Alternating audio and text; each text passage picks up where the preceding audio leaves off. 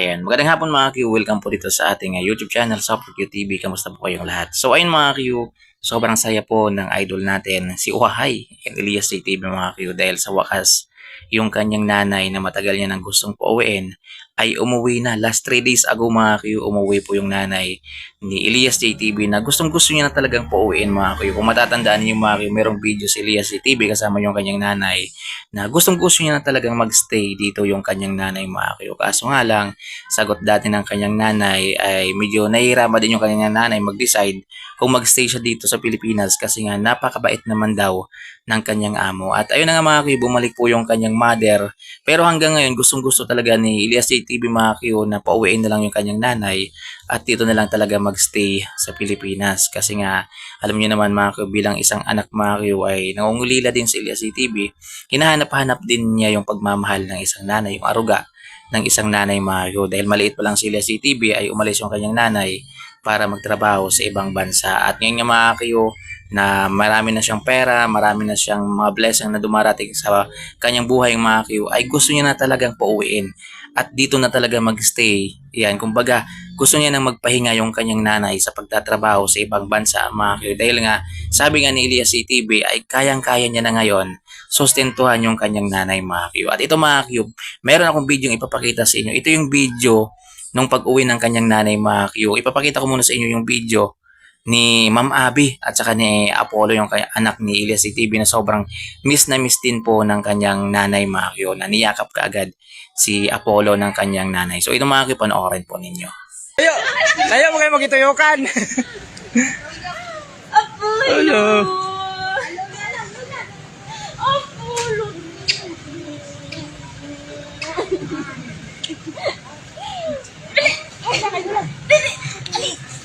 Tingnan na nulula. Uy, ang baanang eh. Ayaw. Asa na imong balay la? Flyers mo. Asa imong balay la? Kanang naamang ka din hala. Musta lai? Pero uli Ayan, so sa video na yan mga Q ay makikita natin, mararamdaman talaga natin na sobrang miss talaga ng nanay ni Elias JTV, si Apollo mga Q, yung kanyang apo. Kaya niyakap niya talaga mga Q ng gusto yung kanyang apo. Alam niyo naman mga Q, yung mga magulang, yung mga lola natin, lolo natin ay sobrang malapit talaga yan sa mga apo mga Q. At hiling natin mga Q ay dumating na rin yung araw na hinihiling ni Elias JTV na magstay na talaga dito yung kanyang nanay at hindi na talaga bumalik sa ibang bansa. Pero hindi rin natin masisisi mga Q yung kanyang nanay mga Q kasi nga yung kanyang reason ay parang kawawa naman daw yung kanyang ano doon, yung kanyang mga amo kung iiwan niya. Kumbaga siguro mga Q dahil sa matagal niya ng pagsisilbi doon mga Q sa kanyang pinagtatrabuhan ay siguro napamahal na rin sa kanyang mga Q at medyo mahirap din sa kanya na pitawan yon ng ganun na lang kadali mga Q. Kahit sabihin natin na sobrang dami ng pera si Elias ATV, pero siyempre mga Q, baka napamahal na rin yung kanyang nanay doon sa kanyang amo, sa kanyang pinagsisilbihan mga Q. Pero hangad natin mga Q na dumating yung araw na yung wish ng idol natin na si Uhahay mga Q na magstay na dito, dito na tumira, wag nang bumalik sa ibang bansa yung kanyang nanay ay mangyari mga Q para maging masaya din po siya at yung kanyang pamilya mga Q. Siyempre yung kanyang tatay mga Q. At ito mga Q, meron akong papakitang video sa inyo. Ito naman yung moment ng nanay naman ni Elias TV at ng kanyang tatay mga Q nung pagdating ng kanyang nanay. Panoorin niyo to. Nag-live naman! Kani, be! Wow!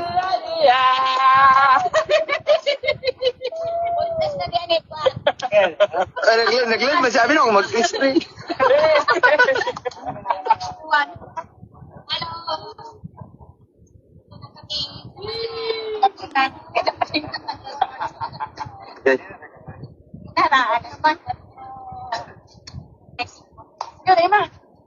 SLG mangaya ay makilig man punta. Gikilig gani mi diri nga nag-live mi diri kamo mabaga nga nagtanaw. Kul nag-request diri kul nga kiss daw kul.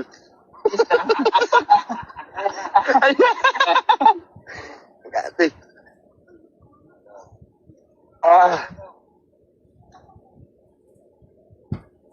Pre. Pre, diversion tagi ron, pre.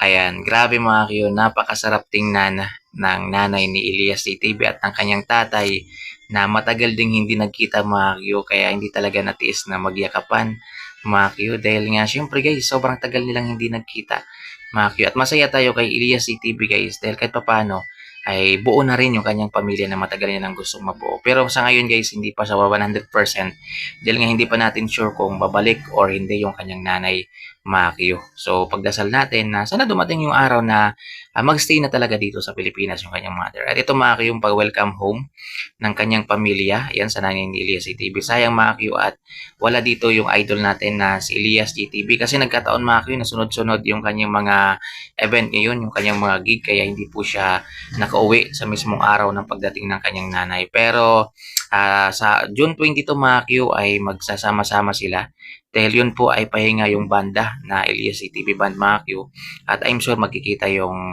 dalawa yung mag-ina mga Q kaya abangan natin yun. So yun guys, maraming salamat sa panonood at ingat kayo palagi. God bless po sa ating lahat.